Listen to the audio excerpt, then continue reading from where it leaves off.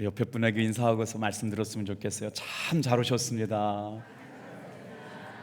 예수님 안에서 좋은 일이 일어납니다. 오늘 저는 창세기 29장의 말씀을 가지고 진짜 좋은 가문은 하나님의 가문입니다 라는 제목으로 말씀의 은혜를 나누려고 그래요. 한 청년이 편의점에서 알바를 하고 있었어요. 한 남자 손님이 들어오더니 질문하는 거예요. 혹시 여기 용기도 팝니까? 알바를 하는 청년이 잠깐 진지하게 그리고 또 심각한 표정으로 여기 용기는 팔지 않는데요. 그러나 용기는 누구나 자기 마음속에 다 있는 거예요. 힘내세요. 그랬더니 물건 사러 온 아저씨가 한마디 했어요. 아니 그 용기 말고요. 락앤락이냐. 일부보다 반응이 영 안 좋아가지고 하나 더 해야 되겠어요. 100세 먹은 할머니가 줄담배를 피고 있었어요. 그래서 기자가 와가지고 할머니 100세까지 되시면서 그렇게 줄담배 하시면 건강이 안 좋아요. 그렇게 얘기하는 의사들을 다 갔어.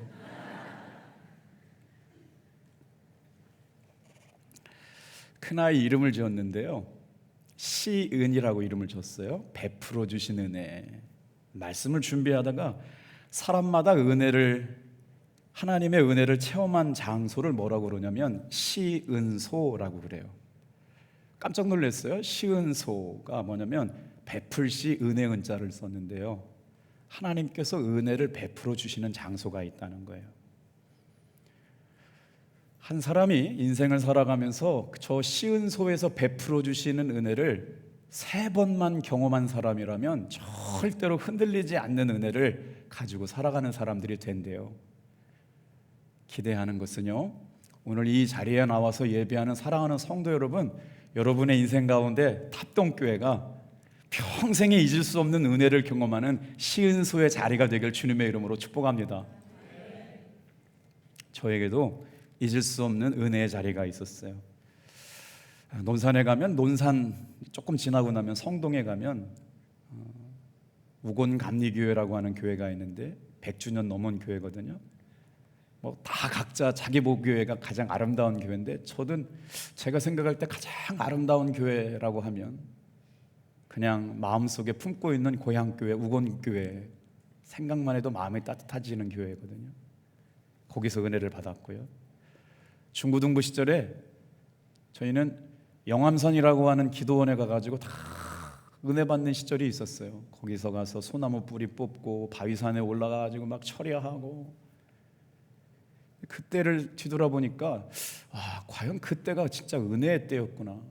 그래서 대학생 누나들, 고등학생 형들, 중고등학교 할 것도 없이 다 그 산에 모여가지고 할머니 어머니 솥단지 걸어놓고 거기서 부흥하고 계셨거든요. 그때 은혜 받았던 은혜의 장소가 영암산 기도원이었고, 제가 28사단 왕군교회 군종병 생활을 했는데 제가 2등병 때부터 왕군교회에서 말씀을 전했어요. 그때는 진짜 하나님의 은혜가 아니고 무슨 2등병이 지휘관들 앞에 설교를 하고 선임들 앞에 설교를 해요. 저에게 있어서는 왕군교회가 은혜의 장소 시은소였는데, 지난 시간들 여러분 말씀들 기억하세요? 야곱에게 베풀어 주셨던 베델의 하나님은, 야곱에게 있어서 시은소는 바로 베델이었어요. 하나님을 만나고 나서 야곱의 인생 가운데 놀라운 변화가 시작되거든요. 오늘 3가지 말씀을 같이 한번 나눠보려고 그러는데, 지난 시간 베델에서 하나님을 만난 야곱이 뭐라고 고백해요? 꿈을 꾸잖아요. 그런데 땅을 보니까 사닥다리가 땅에 붙어 있고 그 사닥다리 꼭대기가 하늘에 닿았는데 하나님의 천사들이 오르락 내리락 하는 걸 봤어요. 그리고 나서 사닥다리 꼭대기를 보니까 뭐가 계세요? 누가 계세요? 하나님이 계시는 걸 봤어요. 사랑하는 성도 여러분, 오늘 이 예배가 저와 여러분들이 하나님의 살아계심을 경험하는 예배가 되기를 주님의 이름으로 축복합니다. 그렇게 하나님의 영광스러운 예배를 경험한 야곱에게 어떤 신앙의 고백이 시작되느냐, 이런 신앙의 고백이 참 은혜롭잖아요. 여호와께서 여기 계시거늘 내가 알지 못했습니다. 여호와께서 여기 계시거늘 내가 알지 못했습니다. 이제야 하나님 살아계신 걸 내가 보게 되었습니다. 그러면서 고백한 말이 두렵도다 이곳이요 이것은 다름 아닌 하나님의 집이요 하늘의 문이로다. 우리가 드리는 이 예배가 하나님의 집일 뿐만 아니라 하늘 가는 하늘의 문이 열리는 장소가 여러분 답동교회가 되는 줄로 믿습니다. 그러면서 그 은혜와 감동을 통해서 하나님 앞에 믿음의 고백을 드려요. 어떤 고백이요? 하나님께서 나에게 복 주시고 고향으로 돌아오게 하신다면 11조를 반드시 하나님께 드리겠습니다 라고 하는 믿음의 고백을 드렸던 베델에서 만난 하나님의 은혜를 야곱이 경험한 이야기가 지난 시간이었어요. 자, 그렇다면 하나님께서는 어떻게 좋은 가문, 가장 좋은 하나님의 가문으로 우리를 만들어 가실까? 첫 번째 한번 따라해 보시겠어요? 하나님을 만난 사람은 새 삶이 시작됩니다. 하나님을 만난 사람은요 그 자리에 가만히 앉아 있을 수가 없어. 자리에서 벌떡 일어나 가지고 뭐 했어요? 베고 잤던 돌베개에 기름을 붓고 하나님 앞에 예배를 드렸거든요. 하나님께서 우리에게 주시는 은혜가 많지만 정말 중요한 은혜는 어떤 은혜였을까요? 낙심하고 절망하고 의지할 것 하나 없는 사람이 새로운 출발을 할 수 있게 되었다는 게 아닐까 싶어요. 다시 시작할 수 있다는 것이요. 끝난 것 같고 안 되는 것 같고 불가능한 것 같은데 하나님을 만난 사람들은 다시 시작했다. 오늘 이 예배 자리가 세상 사람들은 안 된다, 불가능하다, 힘들다, 어렵다 얘기해도요 다시 힘을 내서 시작할 수 있는 은혜로 일어서는 여러분 되길 축복합니다. 오늘 말씀을 묵상하다 보니까 하나님 참 위트가 있으세요. 거룩한 주일 아침 예배에 말씀을 듣는데 하나님 재미있으시다 그러면 불경스러울 것 가지고요 하나님 위트가 있으시는데 1절 말씀이 이렇게 시작돼요. 시작했다 끝났다예요. 같이 한번 읽어볼게요. 시작. 야곱이 길을 떠나 동방 사람의 집 땅에 이르러. 저기에 어떤 말씀이 생략됐어요? 야곱이 부엘세바를 떠났는데 몇 킬로미터를 갔냐? 800km를 가서 죽을 똥 살똥 하다가 겨우 살아가지고 외삼촌 라반의 집에 도착했다. 그런데 하나님께서 그 이야기를 길게 하실 수 없었나 봐요. 야곱이 길을 떠나 동방 사람의 땅에 이르렀다. 외삼촌 라반의 집에 도착했다. 뭐예요? 출발했다, 도착했다예요. 무슨 말일까요? 우리는 오늘 지금 여기서 고난을 만나고 죽을 일을 만나면 이것에 씨름하고 살아가요. 그런데 하나님은 우리 인생을 부분적으로 보는 것이 아니고 통으로 봐요. 여기서 고난이 시작됐지만 하나님께서는 내 시작과 끝을 알고 계세요. 여기는 분명히 이기고 승리하게 하신 줄로 믿습니다. 여기서만 있어요. 우리는 다 이거 언제 끝나나, 이거 어떻게 이기나 막 그러시지만 하나님의 은혜 가운데 하나님을 만나고 살아가는 사람들이 그렇게 믿음을 쭉 살다 보니까 종말에 가서 끝에 가 보니까 이기고 승리한 삶을 살고 있더라. 성경은 말씀하고 있어요. 야곱이 길을 떠나 동방 사람 땅에 이르렀다. 오늘 이 은혜의 시간이 여러분의 삶에 하나님께서 우리를 이끌어 가시는 새로운 출발점이 되는 시간 되기를 축복합니다. 사람은 누구에게나 새로운 출발할 기회를 허락해 주셨어요. 근데 정말 좋은 건 뭔지 아세요? 하나님께서 우리를 내버려 두지 않고 동행하고 계시다. 내 인생이 끝나는 날까지 내버려 두지 아니시고 하나님께서 동행하고 계시다. 내 손을 붙잡고 계시다. 그 사실을 믿게 된 사람들은 마음속에 어떤 마음이 생기느냐? 기쁜 마음이 생기죠. 즐거운 마음이 생기죠. 용기가 생기죠. 그리고 자신만의 길을 당당하게 걸어갈 수 있는 사람들이 될 줄로 믿습니다. 우리 야곱에게 하나님께서 약속하신 말씀이 있어요. 창세기 28장 15절 말씀 먼저 한번 읽어볼게요. 같이 읽겠습니다. 시작. 내가 너와 함께 있어 네가 어디로 가든지 너를 지키며 네가 내게 허락한 것을, 내가 너에게 허락한 것을 다 이루기까지 너를 떠나지 아니하리라 하신지라. 하나님께서 지키시고 하나님께서 보호하시겠다는 말씀이에요. 여러분, 지금 우리가 지난 시간에 들었던 말씀을 복귀하고 있는데요, 하나님을 만난 야곱의 상황이 달라진 게 있냐 없냐? 달라진 게 없어요. 빈털털이에요. 도망자 신분이에요. 그런데 마음에 용기가 생기고 기쁨이 생겼다는 거예요. 그러니까 하나님을 만난 은혜가 있는 사람은요, 현실이 바뀌지 않아도 구차한 일 가운데, 형편 가운데 있어도 하나님이 주시는 마음의 평안과 기쁨이 찾아오게 될 줄로 믿습니다. 그래서 이게 예배가 소중한 거예요.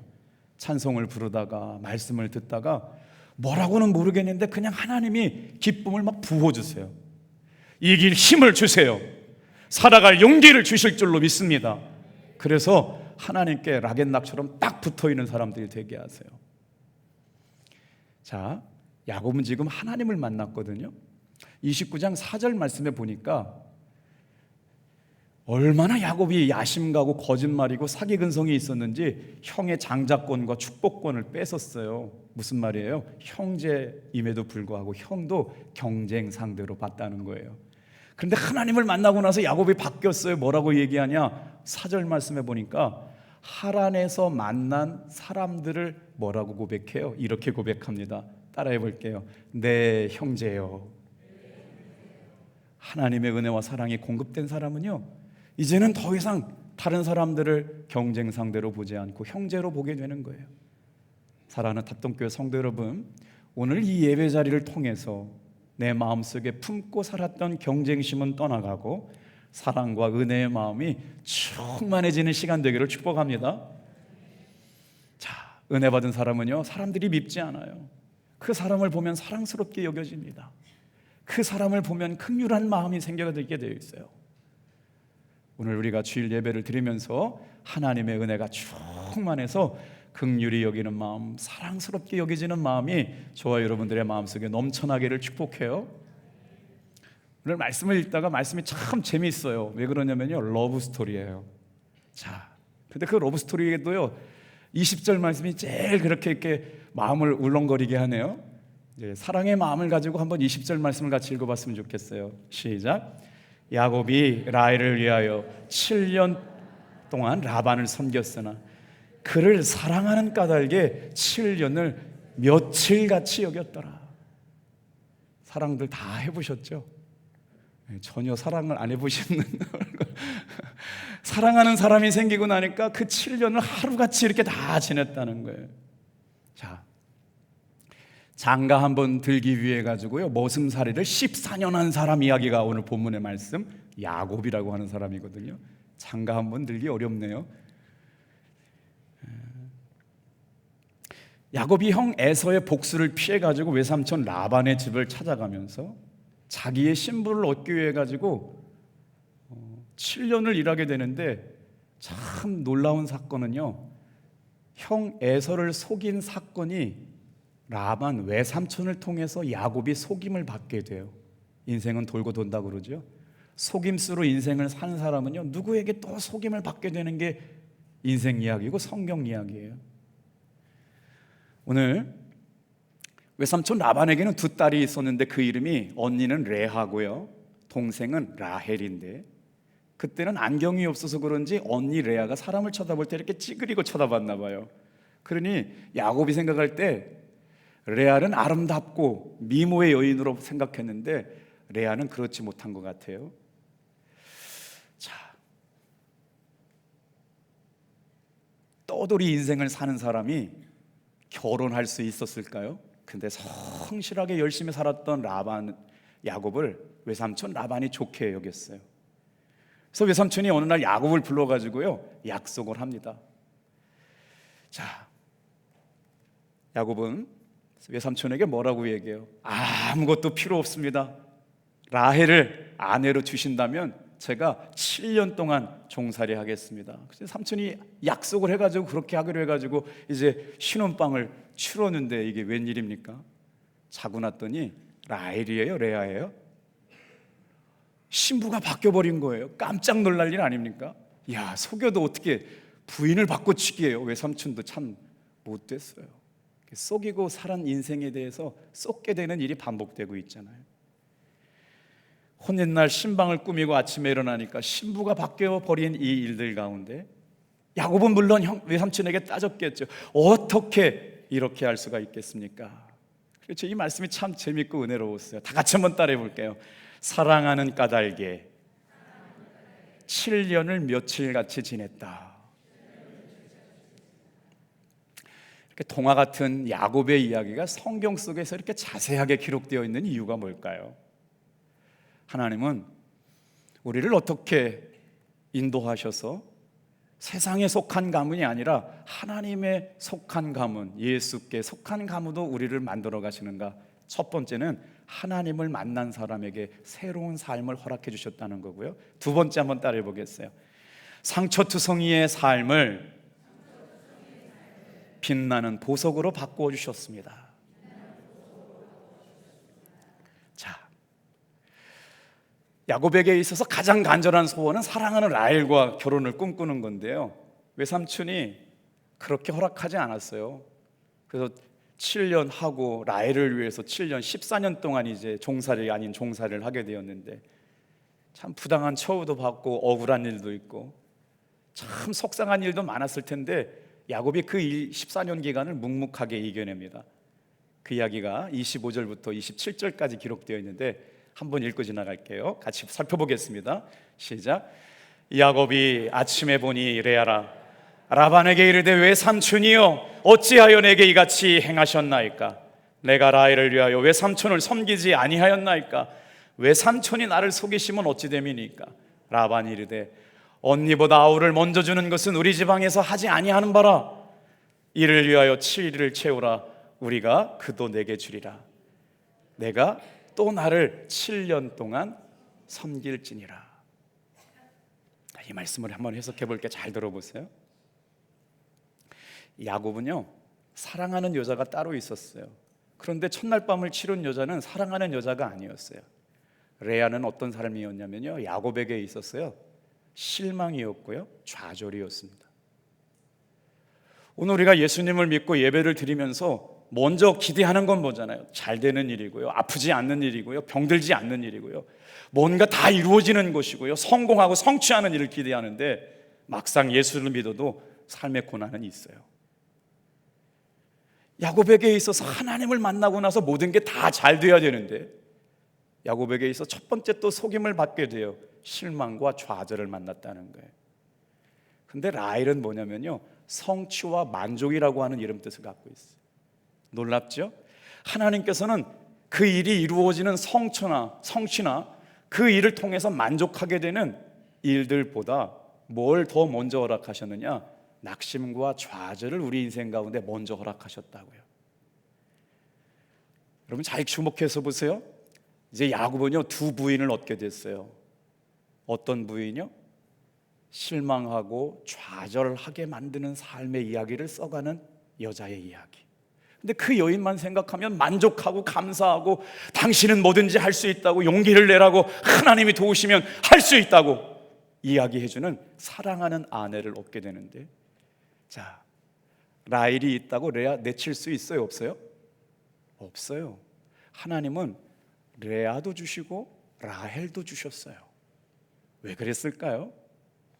성경은요, 우리가 인생을 살아가면서 실망도 만나고 좌절도 만나지만 라헬을 허락하신 것은 바로 뭐냐?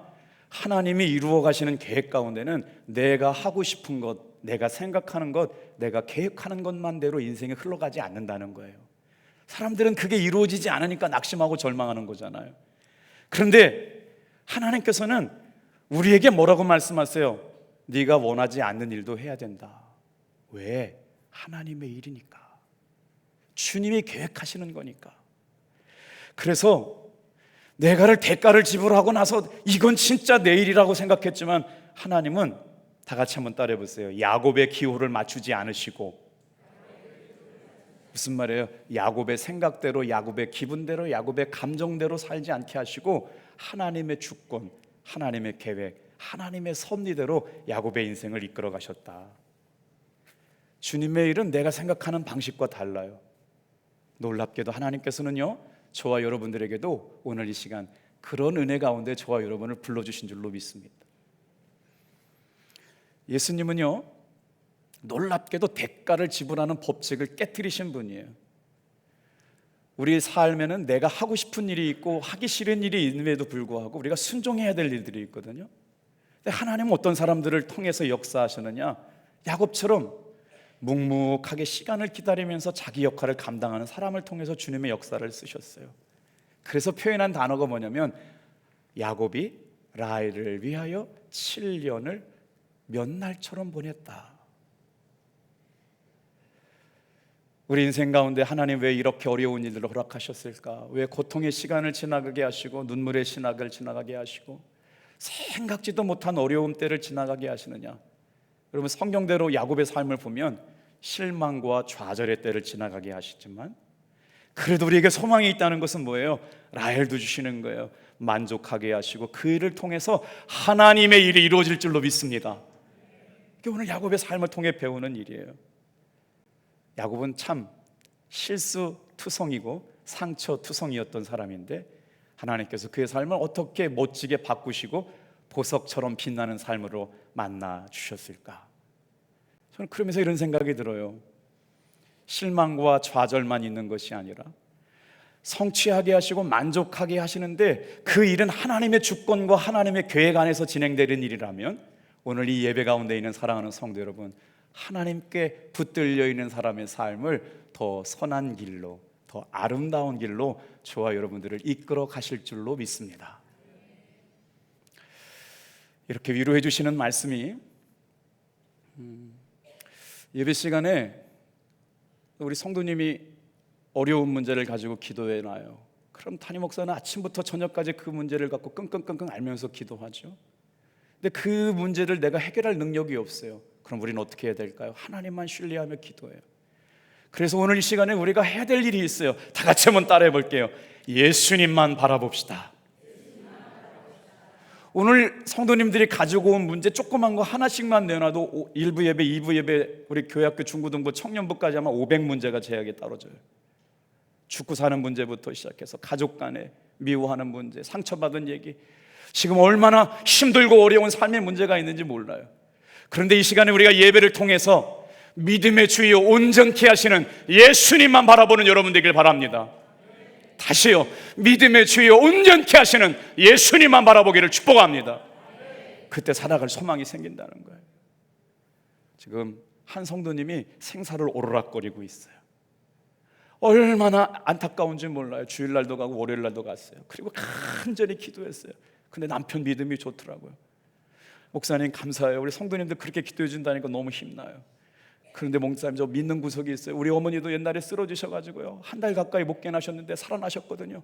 분명히 깨어나게 하실 줄로 믿습니다. 눈 떴는데, 천주교 병원이거든요. 근데 눈 떴는데 안경점에 하나님의 말씀을 붙잡고 있더라고요. 하나님 역사하고 계시다.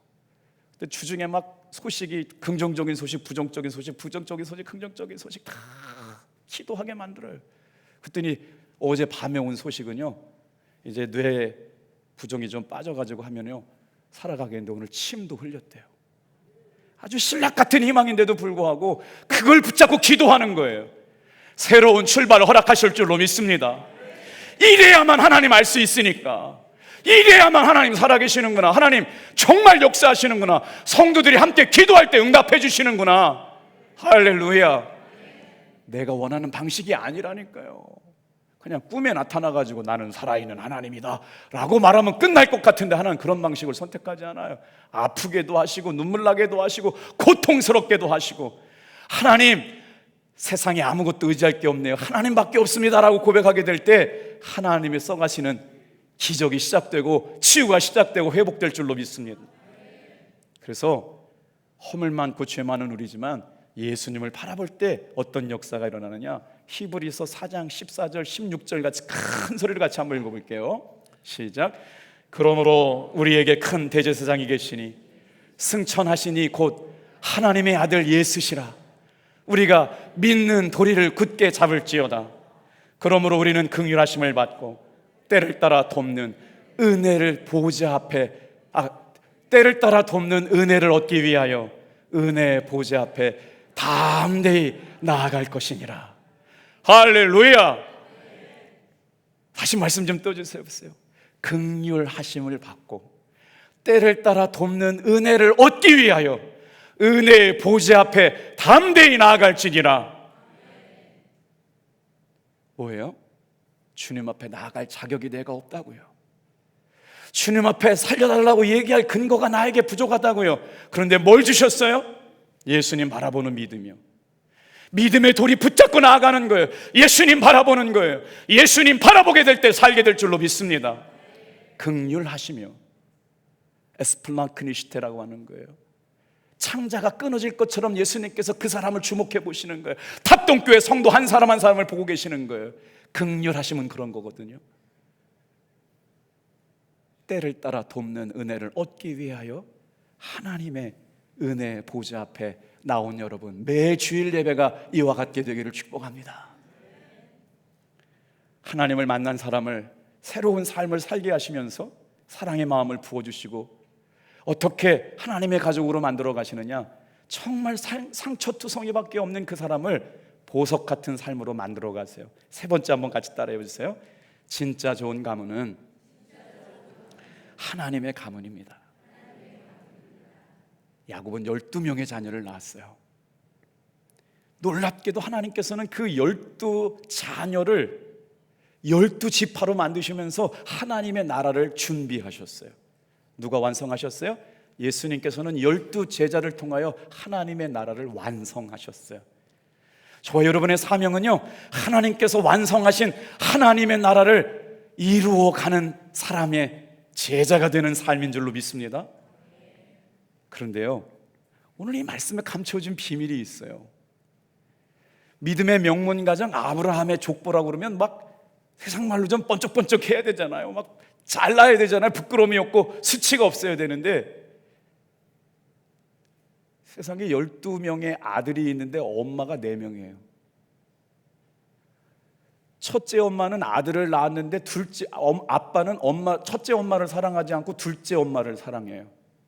몸종들이 있는데 첫째 엄마의 줄에 서야 되는지 둘째 엄마의 줄 서야 되는지 아주 심각하고 복잡한 가정이 됐어요.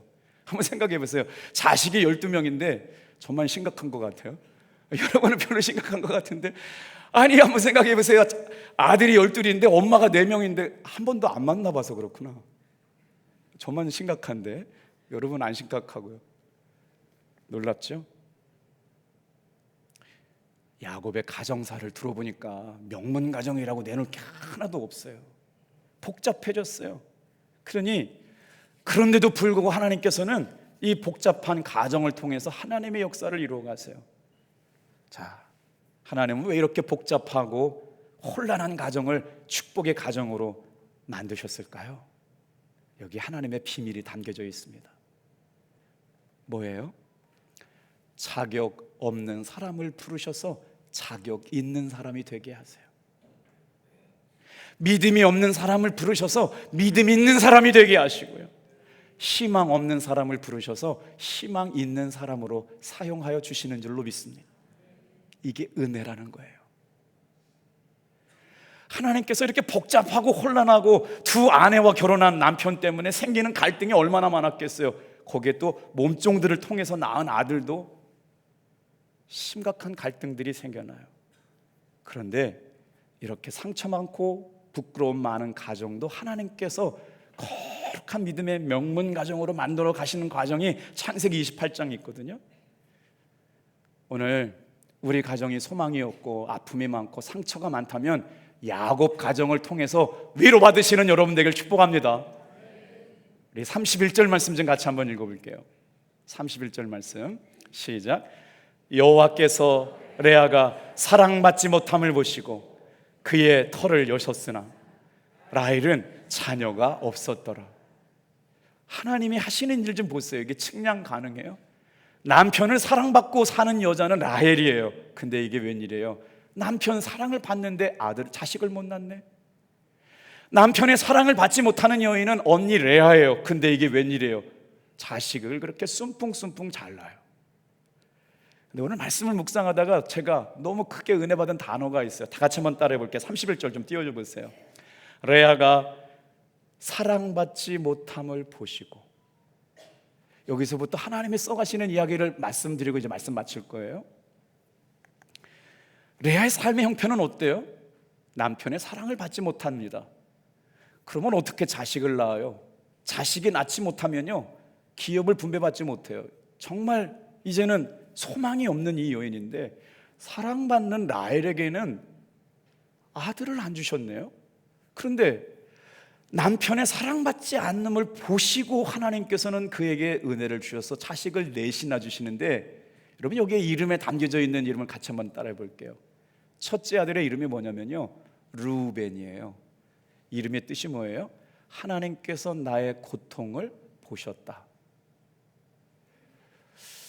오늘 이 말씀이 정말 해결되지 않는 삶의 어려움을 가지고 살아가는 성도가 계시다면 위로받으시길 바라요. 하나님은요, 사랑받지 못하고 살고 있는 여인의 아픔, 상처, 눈물을 보고 계시는 하나님인 줄로 믿습니다. 자, 눈물을 흘리면서 하나님 앞에 나와 기도하는 거잖아요. 하나님, 남편 사랑받지 못하는 그 여인의 간절한 기도를 들으시고 하나님께서 아들을 주셨어요. 그 이름을 르우벤이라고 했는데, 아들 낳았는데 남편 돌아왔을까요? 안 돌아왔어요. 그래서 절망하고 낙심하고 실망하고 있을 때 하나님께서 그녀에게 두 번째 아들을 주셨는데, 그 두 번째 아들의 이름이 뭐냐면 시몬입니다. 하나님께서 들으셨다. 참 이름도 어떻게 기가 막히게 해주셨어요.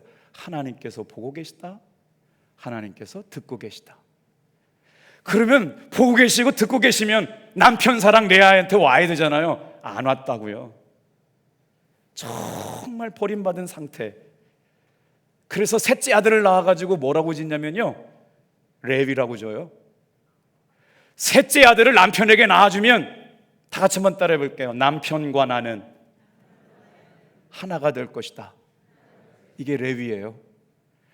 남편에게 사랑받지는 못하고 살았지만 아들 셋은 낳아주면은 남편과 하나 연합되고 하나가 될 것이다 라고 하는 이름을 간직한 채, 가슴 아픈 이름, 여러분 레위를 지었는데 남편의 사랑은 레아에게 돌아오지 않습니다.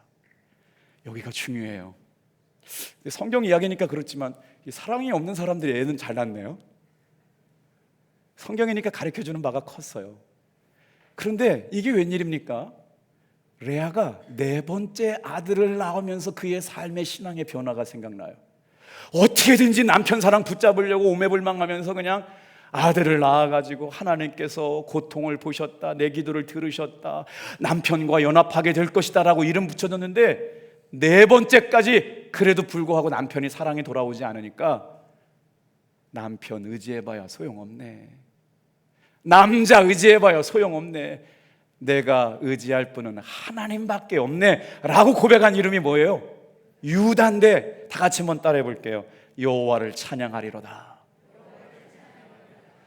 이게 레아의 삶에 처음에 상처 많고 아픔 많고 눈물 많은 인생의 여인이 하나님께서 보석같이 하나님을 찬양하는 여인으로 바꾸어가는 놀라운 은혜가 레아에게 있었어요. 라헬도 보면 사랑은 많았지만 인생을 살면서 맞추어 가시고 낮추셔서 자녀를 허락하지 않아요. 물론 나중에 주셨지만. 사랑하는 성도 여러분, 세상 사람들의 위로는요 한계가 있어요. 진짜 위로는 뭐냐? 하나님의 위로 받으시는 여러분 되길 바랍니다. 야곱에 나온 12지파 가운데 가장 중요한 지파가 어느 지파인 것 같아요? 유다 지파입니다. 유다 지파 누가 나왔어요? 레아가 났어요. 레아의 네 번째 아들 이름이 유다인데 유다 지파를 통해서 메시아이신 예수님이 오시는 줄로 믿습니다. 사랑받은 레아의 자녀에서 온 게 아니에요. 라헬의 자녀에서 온 게 아니고요, 상처받고 사랑받지 못하고 살았던 여인을 통해서 유다가 왔고 그 자손을 통해서 구원자 예수가 오셨어요. 우리가 꼭 고백하면서 살아왔으면 좋겠다는 말씀 두 구절만 암송해 볼게요. 시편 34편 18절 말씀이에요. 자, 같이 읽어요. 시작. 여호와는 마음이 상한 자를 가까이 하시고 충심으로 통회하는 자를 구원하시는도다. 일주일 동안 하나님의 뜻을 구했어요. 주님 알려주세요, 깨닫게 해주세요. 그래, 우리 교회 하나님께서 계획이 있으시구나. 하나님께서 마음이 상한 사람을 가까이 오게 하시고 그 사람들이 통회하며 기도할 때마다 회복시켜 주실 줄로 믿습니다. 찬양하는 모습이 달라요. 예배하는 모습이 달라요. 우리 청년들이 수련회를 갔는데요, 새벽 2시까지 뛰면서 찬양을 하고요, 안수기도 하는데 펑펑펑펑 불어요. 하나님 만나겠다고 얼마나 간절하게 뜨겁게 찬양하는지 정말 좋더라고요. 우리 최지한 목사님 목소리가 거기서 쉬어서 그러니까 이해해 주세요.